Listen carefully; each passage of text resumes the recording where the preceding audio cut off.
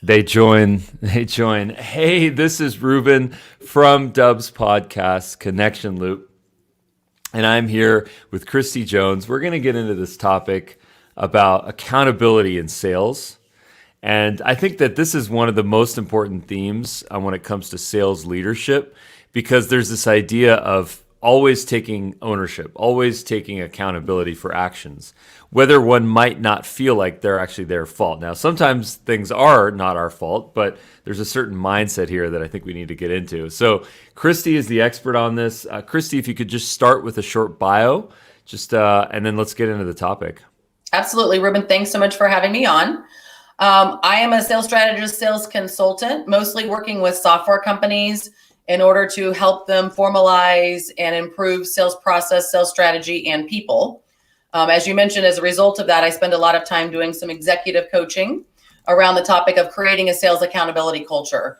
And so I very bluntly say to people who hire me that your check's going to cash one way or the other, but you might as well get your money's worth. But if I come in and I put sales strategy and sales process together, provide sales coaching for your team, and then you don't hold anybody accountable to what we've done, then, again, I've got a child with out-of-state tuition, so I'm happy to take your money, but you won't recommend me to anybody else, and you won't have gotten your money's worth. So I think this is the big missing piece, and I do think it's a sales strategy. I think people think it's tied to culture, and I do think there's a cultural piece to it, but I think it's a sales strategy, and without it, I don't think you're going to drive as much revenue. I don't think you're going to attract top talent. I don't think you're going to keep that top talent. Now, one of the things that I think about on this topic is this idea of how empathy, compassion, accountability, and motivation can all fit within the same salad bowl here. Sometimes in my experience, when I think about accountable, teams that are salespeople that are held accountable, it's a grind. There's a certain requirement. There's KPIs. Did you smile and dial today? Did you make your calls? Did you get your bookings? And some of those things they actually demotivate some people. Some people they motivate. So how do we kind of mix all of these things to ultimately get the highest amount of productivity and happiness? Yeah, the ultimate goal is that your employees will hold each other accountable, and this will no longer become your responsibility. So you've created a culture of accountability when everyone holds everyone else accountable, no matter what department you're in, no matter what you're doing. And so that's how you've arrived. But until then, sales leadership or leadership in general needs to be involved. And so first and foremost, we can't hold people. It's not fair to hold people accountable to things we didn't tell them we were going to hold them accountable to.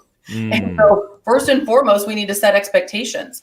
And that can be, and I tell founders, I said, that's everything from how do I like to be communicated with as the leader? Do I prefer email? Do I prefer Slack? Do I prefer text messages or phone calls? Like, how should we communicate with each other most effectively?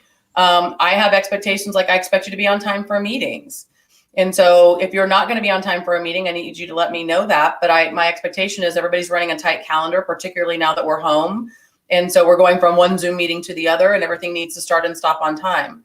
So it's everything from how many calls you make a day to also things like ethics, right? Integrity and ethics issues. What are my expectations about you not damaging my brand, the brand name, those type of things. So I think it's a lot of things that people don't think about. Right now, I'm talking to leaders about making sure that they set expectations around work schedule, right? Because maybe 8 to 5 isn't what we're working anymore.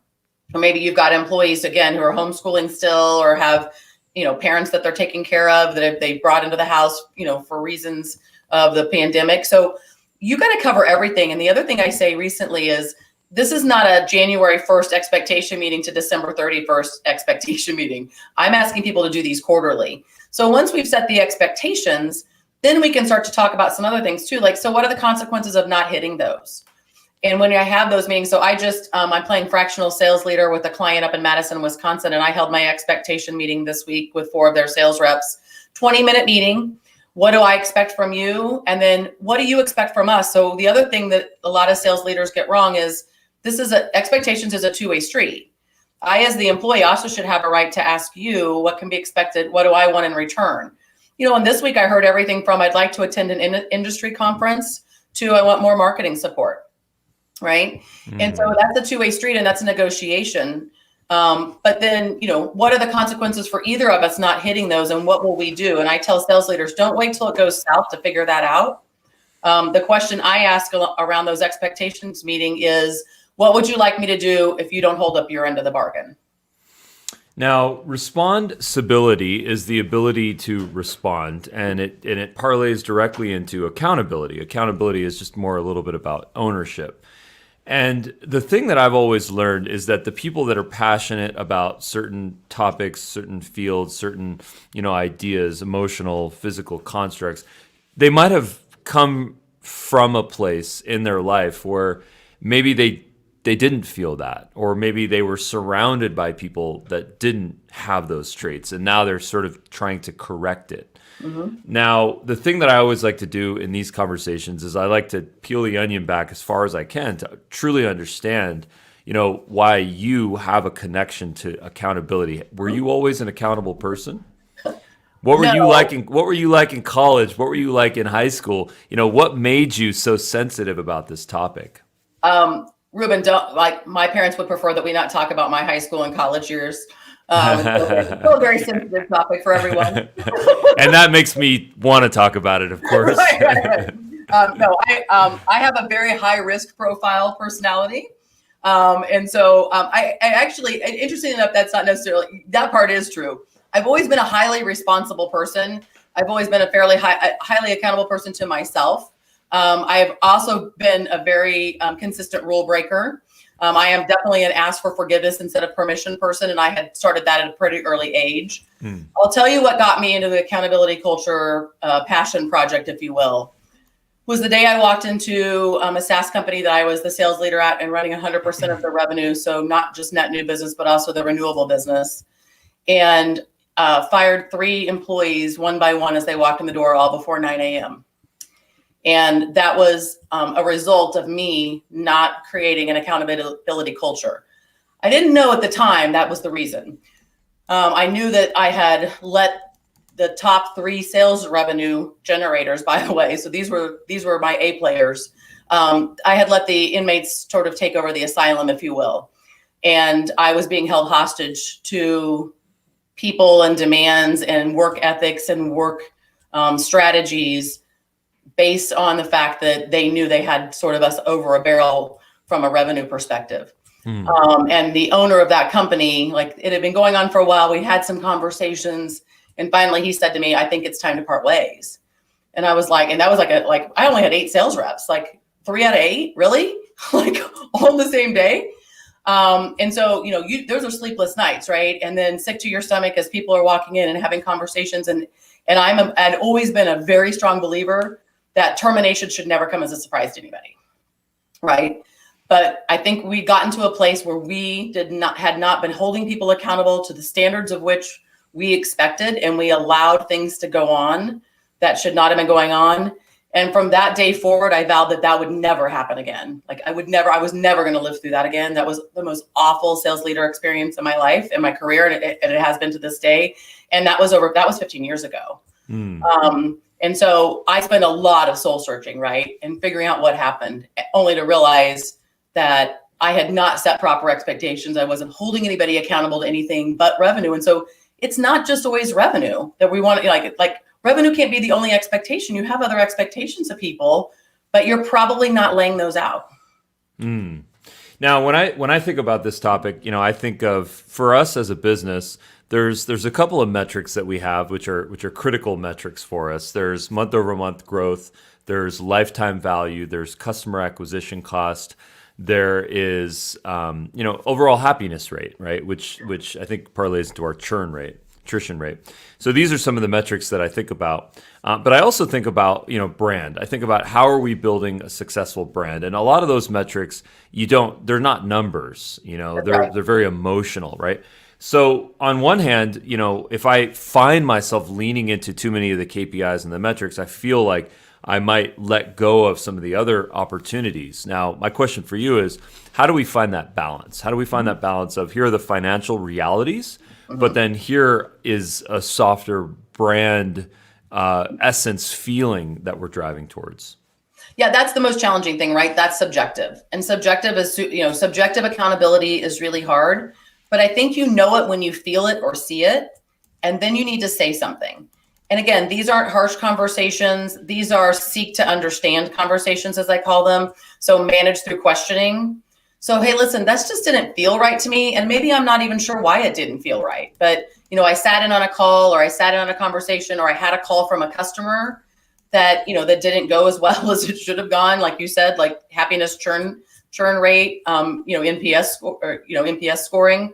So, when those kind of things happen, I think you have to sit down and have that conversation and say, hey, listen, like, I can't put a SMART goal around this, but I don't want to get these kind of phone calls. So from a good customer that, we want referrals from, or we want to be a reference. And so having those sit down conversations, but really seeking to understand, and then setting something around that. Like, so if this situation happens again, how do we want to handle it this next time? How do I want to answer that question? How do I, again, customer's always right versus, hey, listen, that's just not part of our scope, or that's not part of our, policies or procedures. And so those things are very delicate balances, but I think you have to take those on a case by case basis. And I think you'll know them when you see them. Now, you mentioned SMART goals. One of the things that we've implemented, or I should say we're trying to implement at Dubb, is this idea of OKRs, which is objectives and key results. And this is something that I think, I don't know if Google pioneered this, but they've definitely popularized this. They definitely have. Yeah, and there's a lot of information on the web about this OKRs, and it basically, the essence of this is having, here's our goals that are stretch goals. Like if our goal is to do 50% month over month revenue increase, let's shoot for 100, and if we end up at 50, amazing. But then more importantly is about measurable results. Like what are the things that I have to do? What are my inputs in order to accomplish my outputs, and how is there some numerical way to calculate those? What is in your opinion, what is on a monthly, quarterly basis, what are ways that teams can hold themselves accountable and frankly make the process fun? Right. Yeah. I just came out of a sales meeting with that same client up in Madison, and everybody had a great week, like the most amazing week. Everybody, had a win, had more than one win. And, I always say success begets success. And so taking that responsibility and making sure that it gets, pushed out and that everybody, feels it. But one of the reps said, just the amount of activity going on this week motivated me. Right. And so, setting up those, like, again, SMART goals or KPIs. But the reason why, we're all working from home, right? The reason why that rep knew the activity was out of control, because we have a dashboard in the CRM system that told him that. Right. And people are looking at that dashboard, and he was like, I made more calls this week than I was probably going to make when I saw that everybody else was making so many calls this week. Right. And so did I have to set an activity goal for the week? Yeah. For the BDR, sure. I did set an activity goal for the week, but this came from an account executive who felt like he was behind because people were making so many calls and had so much activity going on. And why did he know that? Because I have an activity dashboard in the CRM system. And so for sales leaders, I say, and I'm real serious about this, that you can manage your sales team to about 75% capacity, so to speak, through the CRM system. If you have set the expectation that CRM system is the single source of truth, that CRM hygiene is expected, and then there's accuracy amongst that, because I'm going to spend 75% of my time managing through the CRM system and 25% of my time coaching what I see. Right. Pulling out the anomalies. Like, I'm like, I don't like when I do pipeline, I do one-on-one separate than pipeline review meetings. I believe those are separate meetings and I hold them separately, but I've already reviewed the pipeline before I come to the pipeline review meeting. And what I say to them is, I want to know about this deal and this deal and this deal. Right. Because something in the notes, like here, the first thing I do is I'm looking to make sure that there's a firm next action. If there's not a firm next action, or the notes say, check back with them in a couple of weeks, I'm like, oh, that's starting to be less active. So what's the strategy? Why wouldn't they set a firm appointment with you? Why don't we have goals for the next appointment? Why don't we have a firm calendar invite out? So you got to take that. You've got to take the technology that we have. I was on a networking event last night here locally in St. Louis called Funders and Founders. And somebody said, how many on average software platforms is everybody using? And I heard everything from 5 to 12. And And then I thought to myself, if you're using 12, are you really using 12? Right? Are you really are you really getting benefit? Do you really know how did you even know how to use 12 as the sales leader to pull out the information that you need in order to coach your team? Yeah. Activity dashboards, micromanagement, having people feel empowered, inspired. What are some ways that you might recommend? One of the ideas that came to my mind in this conversation was having something in Slack, something that's a little bit more flexible, Yep. where people are actually, it becomes social. I think the problem with CRMs is that sometimes the information is not social. It's a manager sees Right. that information and it becomes a micromanagement, i.e., we don't trust you. Right. Potentially, not always, Right. but potentially. Yeah. Whereas in a more collaborative environment, in a Slack or in something like that, then all of a sudden it becomes fun, maybe gamified, maybe competitive, but more like just bringing spirits up. What are some suggestions that you might give us on having that team accountability and to keep us inspired? Well, we've attached the CRM system to Slack in this case, right? And so I had a sales rep close a deal last night, and like I said, success begets success. And I'm like, what's next? And she's like, this one came in this morning, right? And we were all, and again, pops into the Slack channel. Everybody gets to celebrate. We're all rah rah. And so we are using, we have a hashtag sales, but we also have a hashtag wins, room in the Slack channel. And this client, ironically, sits across from the Capitol in Madison, Wisconsin, and looks out the window. So when we were in the office, we had a what hashtag what's out the window. So people would post crazy things they saw going on at the Capitol. Again, sometimes this last 12 months have been crazier than others, as you can imagine. Right. But I do agree with you, and I think it's been harder. When I held sales meeting this week, I believe that sales meetings should be training sessions, and almost every one of my sales meetings has a training component to it. But things have been so exciting this week with so much activity and so many wins that I just did it once around the room. Like, tell me what your big win was this week, and tell me what you're excited about for next week. And I slacked the founder afterwards, and I said, I put on my short skirt and my pom pom, and went to the sales meeting as the cheerleader because things have been so great. Like, I didn't want to ruin the momentum or the morale or anything with anything that seems serious or training or any kind of even like tactical operational information. I literally, and it's, normally an hour, we were in and out in 32 minutes. And I just said, have a great weekend. I just wanted to celebrate the great week. And I think you have to do that occasionally. Like, I am the accountability chick, but like, it was like they held themselves accountable this week. And so I just wanted to celebrate everybody's success. Nice. Very cool. Now on your website, you have the 2021. Appreciate the updated year there. The other day I went through our blog and I was like, God, there's like 4 blogs that have 2018 in them. There's a problem here. So appreciate this reboot. 2021 Sales Leaders Checklist. Now, if you could just give us a quick high level on this. This Sure. is available on your website, salesaccelerationgroup.com, in the resources section if anyone's interested. But take us through this. Yeah, I wrote a blog post on this very topic at the end of last month. And really, like, these are just kind of the things that I think people need to be doing this year that they haven't potentially been doing. And as you can see right at the top, a formal interview process. So one of the things that's not happening is, people are not consistent with their interview process. Not only is that putting you in legal jeopardy, it's not a fair apples to apples comparison with the candidates, right? So what does your formal interview process look like? It should be no different than the fact that you have a sales cycle, right? Or you have a sales process. So what's the formal interview process? Are we sure that we're asking, accountability questions, behavioral-based accountability questions? That, again, I've got a sheet about those questions on my website. My favorite question right now is, tell me about the last time that you missed your quarterly quota and what were the circumstances around that. So to your point, Ruben, earlier in the conversation, you said, are they going to be willing to take accountability and responsibility for their own actions? And that's a question that I asked to see. Are they going to blame their SDR, their territory, the economy? Or are they going to say, listen, again, the reason most people miss their quota is they don't have enough in their pipeline. So they're very basic. Again, I talk about the expectation meeting, right? So, if you scroll down a little bit more, not only setting quota by not just a yearly quota, but monthly or quarterly. And then I talk about reviewing what went well and what didn't go well last year, and then moving that right into the accountability the accountability conversation around expectations and accountabilities going into the next year. I really do think like we need to have those sit downs probably more often than we're doing that. And again, I put down here, you can see, review what we can expect from them and what they can expect from us.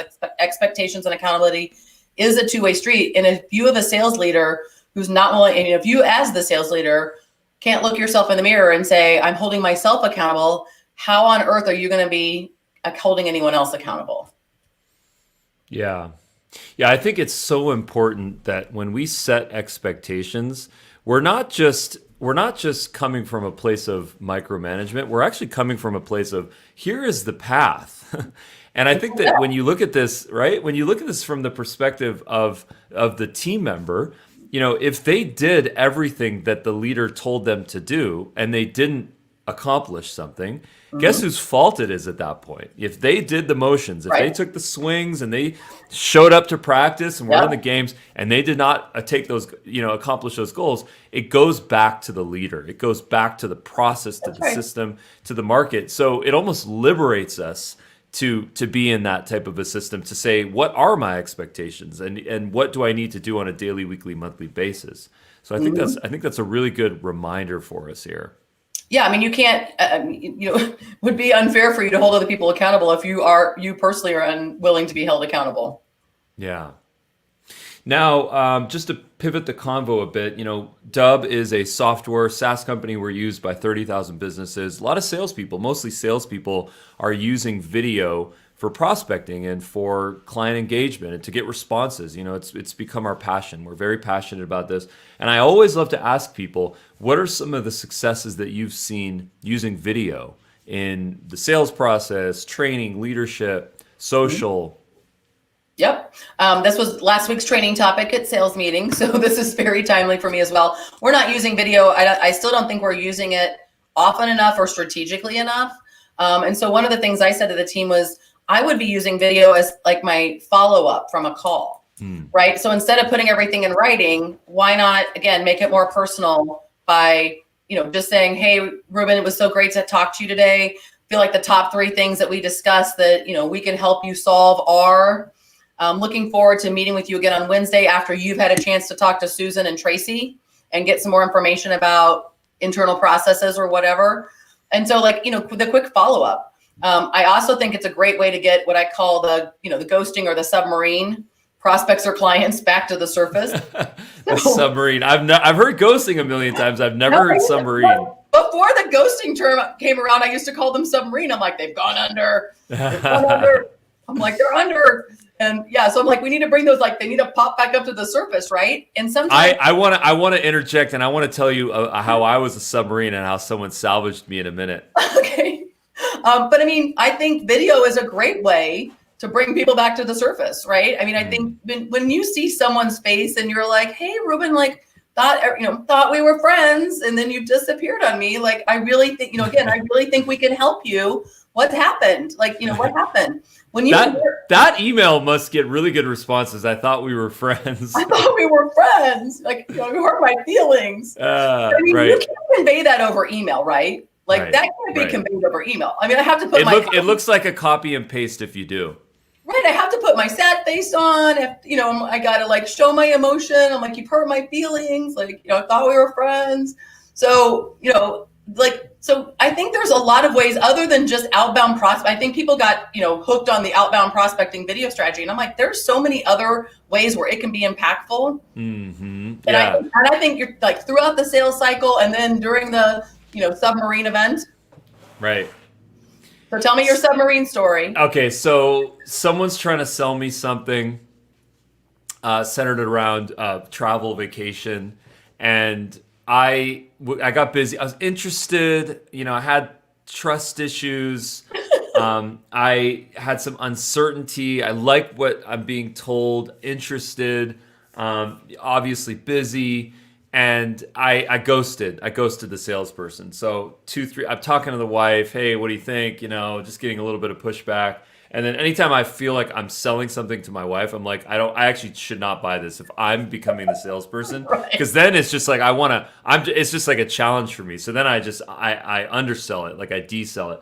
But anyways, where I'm going with this is that I became a submarine to the salesperson, and 3 text messages, 3 emails consistently. Yeah. No videos at all. I've never seen this person. I have no connection to them. That seems like a big miss, right, for you? They're just words. And it's like the CEO of a software sales video company to not get a video. It's crazy to me sometimes. I'm like, why don't you do it? But I don't, if someone doesn't, I can take the horse water. I can't make the horse drink. But anyways, where I'm going with this is that this salesperson sent an email. Okay. And the email that they sent said this. They said, I'm going to go ahead and close your file. It seems like the timing is not right. Please feel free to circle back and we can rediscuss terms at that point. And I responded to them.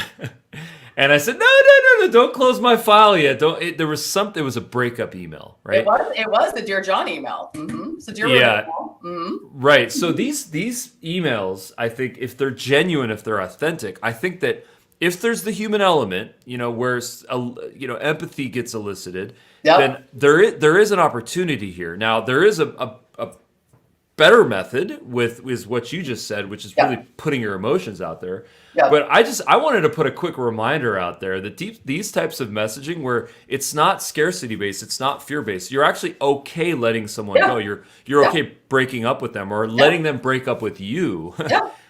Speak to that a little bit. How can we evolve ourselves in this mindset? So a couple of interesting things I've read recently around this topic. One, people are exhausted. So they're so used to the question being formed for you to say yes, like, hey, Ruben, aren't you still interested in going on vacation? But when you say, hey, Ruben, have you given up on leaving town this year? Right. All of a sudden you're like, whoa. So we're so conditioned. I mean, and it starts, again, I have a retail background going back a ways, but it starts with the minute you walk into a store, right? Is there anything I can help you with? Are you looking for anything, no, you're like, no. And that's why the no jerk reaction. But on email and some other things, most people are putting it in the positive instead of the negative. And one of the great reinforcements of this was Never Split the Difference by Chris Voss, amazing negotiation book. And he says in there, you'll get more responses from, hey, Ruben, have you given up on taking a vacation this year? Because your knee-jerk reaction is, oh, no, I haven't given up. Because it's like, I'm basically saying, hey, Ruben, sounds like you're a quitter. Right? Are you quitting? Are you quitting that vacation strategy? I thought you told me you promised your wife that you'd take her somewhere this year. What happened? And what was the name of this book? Never Split the Difference. Got it. And it's amazing. Chris Voss is the former #1 international hostage negotiator for the FBI. So he's taken his FBI strategies, his ransom strategies and his negotiation strategies and put them into business context. And so amazing stories, right? So not only are you learning a ton about very high level strategies that aren't that hard to do, but also in a very fun format where he starts kind of the chapter off with so we were in Nicaragua, and an American had been captured, and you're like, oh my gosh. So Never Split the Difference. Chris, it's VOSS, Voss. Got it. Yep. What does that mean? Never split the difference. So he doesn't believe in 50-50, right? It's a negotiation strategy. Never split the difference. So when I say it's 10,000 and you say I'll pay 8 and we agree on 9, he doesn't believe in that strategy. Why? He doesn't, because he believes that not everything that not everything has equal value. And so he says, if my negotiation doesn't go well, people die. And so the difference between if I paid $5,000 more in ransom, but not paying $5,000 is the cost of a life, how is that equating? How is that an equal value? And so he said, really talks about, I call it the cost of no agreement, right? Do you really understand what the cost of no agreement is from each side, right? And it's interesting because he makes a very interesting point about people who kidnap people. I'm only valuable to people who love me, right? You can't go sell me. He can't sell me to you. You don't care if I live or die, right? I'm only valuable so you only have so many buyers for my life. Right. So it's a very weird and interesting take on negotiation. But he also like two other big quick tips here. We're getting into like some sales strategy, but never like I call them journalism questions, right? Because I have a journalism degree from the University of Kansas. So who, what, why, when, where, and how. But he says from a negotiation standpoint, the only two words you should start with are how or what. The question why is immediately a defensive question, puts people on the defensive, basically is challenging their values, systems, whatever. And so the more you can start with a how or what question, and he says by doing this, it actually puts the onus on them. So, Ruben, like, tell me a little bit about what it is about, your vacation that's causing you to stall out. Now it's your problem, not my problem. I'm just seeking to understand, right? Mm-hmm. Very interesting. Very interesting. Super cool. Well, tell me, where can we learn more about you and your practices, your business, LinkedIn? Absolutely. So LinkedIn for sure. So Kristie Jones, Kristie Jones. I'm out of St. Louis, Missouri. And then on my website, I keep a very active blog and resources. So salesaccelerationgroup.com. Go to the blog. I also have a monthly newsletter. So at the bottom of most pages, you can sign up for my monthly newsletter that goes out about the second week of every month. So with new tips and tricks on there as well.